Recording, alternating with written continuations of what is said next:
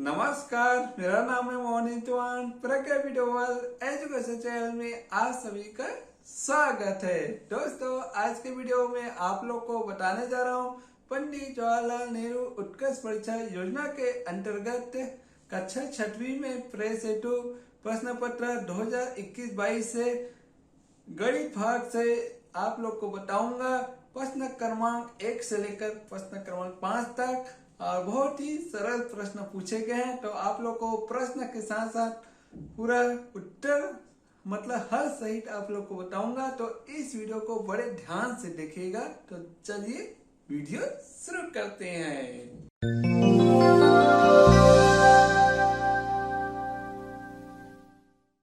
नमस्कार, आज के वीडियो में आप सभी का स्वागत है। दोस्तों, आज के वीडियो में आप लोग को बताने जा रहा हूँ पंडित जवाहरलाल नेहरू उत्कर्ष परीक्षा योजना के अंतर्गत कक्षा 6वीं में प्रेस हेतु प्रश्न पत्र 2021-22 से गणित भाग 1 से प्रश्न क्रमांक 1 से लेकर प्रश्न क्रमांक 5 तक आप लोग को बताऊंगा। इस वीडियो को बड़े ध्यान से देखिएगा। तो चलिए हम लोग शुरू करते हैं। तो दोस्तों, यह रहा पंडित जवाहरलाल नेहरू का ये क्वेश्चन पेपर। अब यहाँ से शुरू करते हैं। पार्ट डी, सब्जेक्ट मैथ्स गणित। पहला है 5 अंकों की सबसे छोटी संख्या और 4 अंकों की सबसे बड़ी संख्या का अंतर होगा। ए 0, बी 1, सी 11, डी 9। अब इसमें क्या आएगा? B1। अब ये कैसे आया है तो हम इसको हल के माध्यम से समझेंगे। इसका ये रहा हल। प्रश्न क्रमांक 1, 5 अंकों की सबसे छोटी संख्या और 4 अंकों की सबसे बड़ी संख्या का अंतर होगा। तो क्या निकालना है? 5 अंकों की सबसे छोटी संख्या लेना है और 4 अंकों की सबसे बड़ी संख्या लेना है। तो यहाँ पर लिए हैं, जैसे 5 अंकों की सबसे छोटी संख्या हमने दिया है 5 अंक। यहाँ पर 5 अंक है, 1 2 3 4 5, जिसमें 4 शून्य है और 1 अंक लिया। ठीक है, 5 अंक हो गया, ये छोटी संख्या। ठीक है, 4 अंकों की सबसे बड़ी संख्या यहाँ पर 9999 लिए हैं। यहाँ पर 4 अंक आप लोग को दिखाई दे रहा है, 1 2 3 4। अब यहाँ पर क्या लिखा है? अंतर लिखा है। तो अंतर मतलब घटाना है। मतलब 10,000 को 9,999 से घटाना है। ठीक है, तो घटाने से हमको मिलता है 1 और यही इसका सही उत्तर है 1। ठीक है, समझ आ गया? तो चलिए अगले प्रश्न की ओर बढ़ते हैं।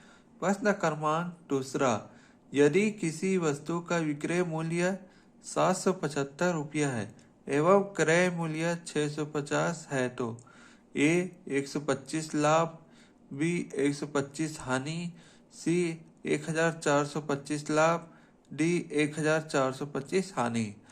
हमको क्या निकालना है?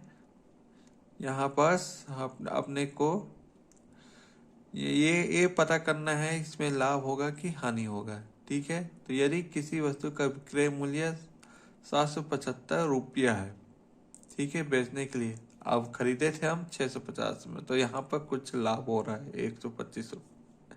तो चलिए हम लोग हल के माध्यम से समझते हैं इसमें कौन सा उत्तर आता है। यहाँ पर लिखा है 2, यदि किसी वस्तु का विक्रय मूल्य 775 रुपया है, विक्रय मूल्य क्या है? 775 रुपया है, एवं क्रय मूल्य 650 है। वस्तु का विक्रय मूल्य 775 और वस्तु का क्रय मूल्य 650। विक्रय माने बेचना और क्रय माने आपने वहां से होलसेल मार्केट से खरीदा है और उसको बेचा है। मतलब ये एक व्यापारी के संदर्भ में बात किया जा रहा है, ना कि ग्राहक से। लाभ हानि वाला जो होता है ना, वो एक व्यापारी में लागू होता है। ठीक है, जैसे लाभ बराबर विक्रय मूल्य ऋण क्रय मूल्य। इसमें से विक्रय मूल्य क्या है? 775, ऋण 650, इसको घटाने से 125 रुपया प्राप्त होता है। यहाँ पर लाभ हुआ है। घाटा जब होता, यदि आपने विक्रय मूल्य 775 रुपया है और आपने खरीदा है 780 में और उसको 775 में बैठा है, तो ऐसा में तो घाटा है। ठीक है, लाभ का भी स्थिति होगा जब आप 650 में लिया है और 775 में उसको बेचा है, तब लाभ की स्थिति में होगा। ठीक है, समझ आ गया। तो अगले प्रश्न की ओर बढ़ते हैं। प्रश्न क्रमांक 3, निम्न में कौन सी भिन्न 1/2 की तुल्य नहीं है? ए 5/10, बी 6/2, सी 2/4, डी 10/2। तो यहाँ पर थोड़ा सा मिसिंग है, लेकिन यहाँ पर सही विकल्प में 2 ही सही आया है। अब ये कैसे सही आया है, तो चलिए हल के माध्यम से समझते हैं। यहाँ पर प्रश्न क्रमांक 3, निम्न में से कौन सी भिन्न 1/2 की तुल्य नहीं है? यहाँ पर हम जांच करके देख लेते हैं कि ये आता है कि नहीं। तो 1/2 गुणित 2/2, 2/4।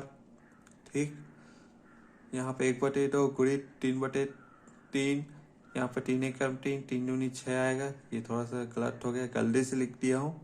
1/2 गुणित 4/4, 4 एकम 4, 4 दूनी 8, 1/2 गुणित 5/5, 5 एकम 5, 5 दूनी 10। अब यहाँ पर मिलान कर लेते हैं।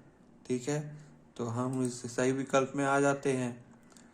जैसे 5/10 उसमें है, 2/4 इसमें भी है, 5/10 है, 2/4। तो ये तुल्य भिन्न है। लेकिन अपने को क्या जांच करना है? तुल्य नहीं है, तो जो नहीं है तो ये है आपका 6/2, 10/2 इसमें नहीं आ रहा है, तो मतलब ये बी और डी तुल्य नहीं है, यहाँ पर निकालना था। अब अगला है प्रश्न क्रमांक 4, 3 सही 2/3 का अनुचित भिन्न होगा। अब यहाँ पर भिन्नों में बदलने से इसका कोई उत्तर नहीं आता है। ठीक है, तो इसका हल देख लेते हैं कि कौन सा उत्तर आता है। यहाँ पर देख के अपने को पता चलेगा। प्रश्न क्रमांक 4, 3 सही 2/3 का अनुचित भिन्न होगा। तो इसको करने से क्या होता है? 11/9 आता है। तो टिप यहाँ पर लिख दिया हूँ। इस प्रश्न का सही विकल्प गलत है, मतलब ये पूरा प्रश्न गलत है। यहाँ पर कटमट कर दिया हूँ यहाँ पर।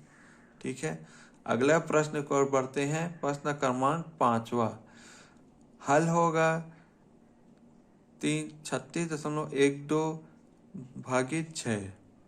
ए 6.02, बी 6.20, सी 6.002, डी 62.0।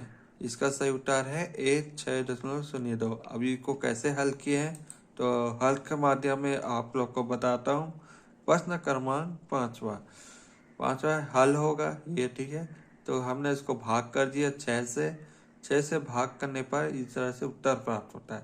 6 छक्का 36, तो ये कट गया। यहाँ पर 1 लिख दिए, तो 6 से तो जा नहीं रहा है, तो यहाँ पर 0 लगा दिया। अब क्या हो रहा है? 2 लिख दिया, लेकिन यहाँ पर क्या हो रहा है? 36 तो कट गया, लेकिन यहाँ पर दशमलव लगाना पड़ेगा, क्योंकि आगे दशमलव है। तो यहाँ पर भागी में दशमलव लगा दिए भागफल में। ठीक है,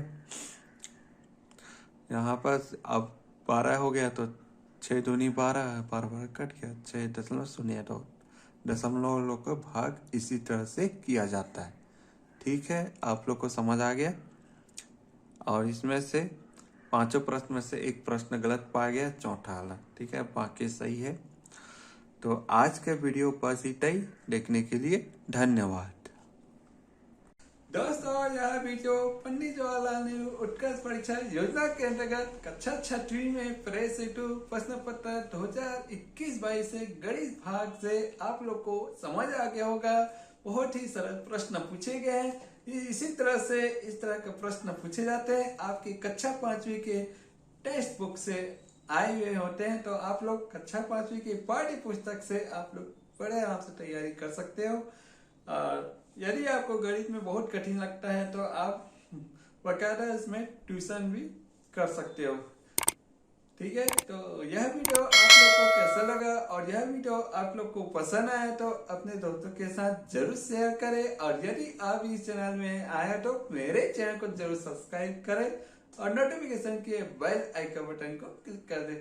और इस तरह का मैं नया जानकारियां लेके आते रहूंगा। जाने का दीजिएगा। जय छत्तीसगढ़, जय जवाहर।